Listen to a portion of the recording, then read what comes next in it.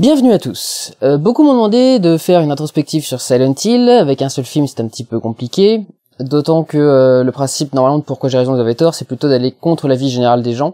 Et le film a été globalement plutôt bien accueilli, et moi-même, je l'ai bien aimé. Donc, j'ai pas jugé ça très utile.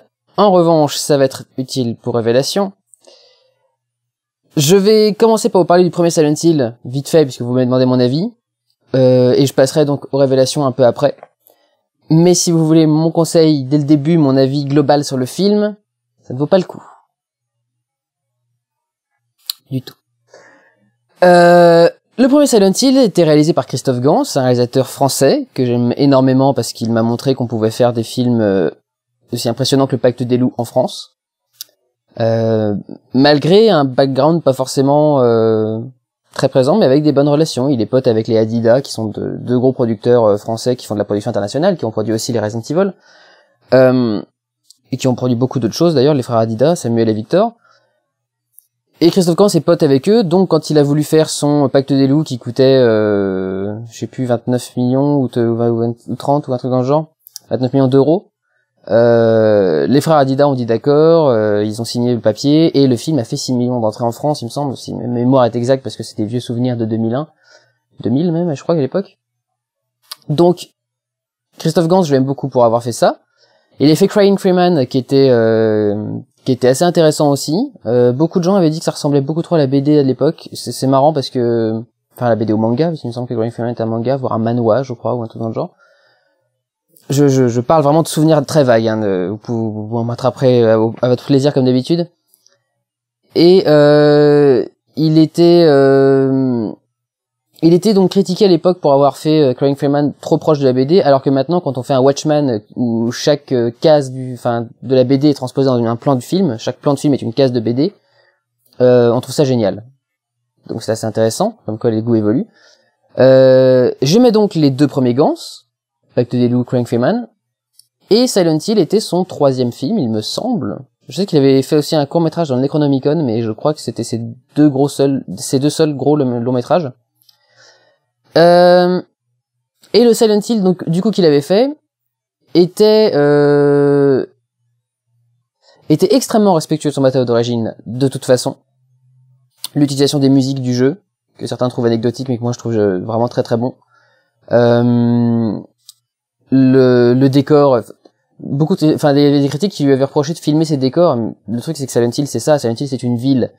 Et si on veut filmer Silent Hill, on doit filmer une ville, on doit filmer des décors. Donc donc oui, Christophe Gans avait vraiment l'amour de ses décors, l'amour de ses monstres, l'amour de ses mouvements de caméra, parce que c'est là qu'on voit que Christophe Gans c'est un vrai fan. Christophe Gans c'est pas le mec qui a pris une licence et qui a adapté un film à sa sauce pour faire un truc au-dessus.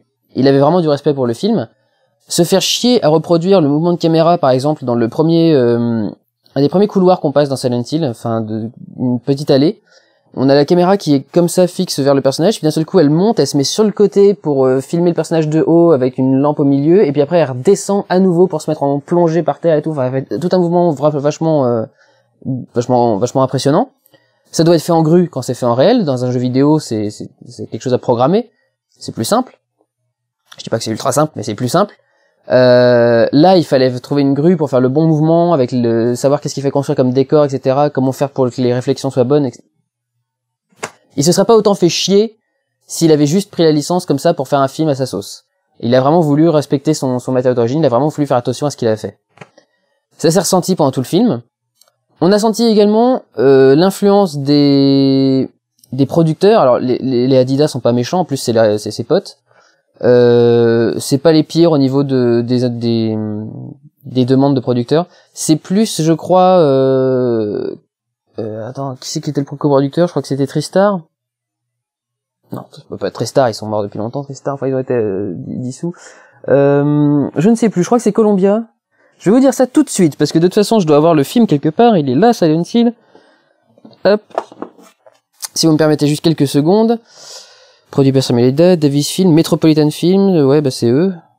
Ça doit être Davis Film qui a dû chier un peu, parce que Metropolitan c'est le truc des frères Hadida, il me semble. Ils lui ont dit, ton scénario, il y a que des nanas partout, on voudrait bien qu'il y ait un mec. Donc, tu nous mets un mec. Donc, il a mis Sean Bean. Et il a mis toutes les séquences dans lesquelles Sean Bean cherchait sa femme dans le monde réel, alors que sa femme était dans Silent Hill. Et il s'était dit, je vais quand le film va être monté, il va faire 2h06, ils vont me dire que c'est trop long, qu'on peut pas le sortir au cinéma comme ça, parce que c'est pas une licence de jeu vidéo ultra importante, Silent Hill non plus, même si elle marche bien. Donc ils vont me demander de couper pour pouvoir faire plus de diffusion. Il a projeté le film complet et le producteur a dit très bien. Donc il s'est dit merde. Donc du coup il a été obligé de garder les scènes avec Bean.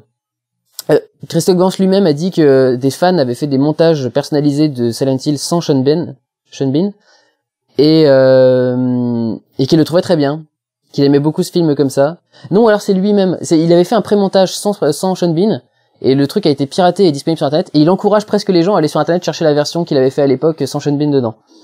Donc j'aime beaucoup Christophe Gans, c'est un mec qui est assez qui a vraiment eu un œil artistique, qui sait gérer son matériel avec le respect et ce qu'il faut, et qui sait en même temps gérer les contraintes de production. S'il a fait que 3 films, c'est pas pour rien, c'est parce qu'il a beaucoup de problèmes pour faire produire ses films, je ne sais pas pourquoi. Christophe, si jamais tu regardes cette vidéo, je t'en prie, viens me voir et explique-moi. Et donc voilà, j'aime beaucoup ces films, et son Silent Hill était très très bon.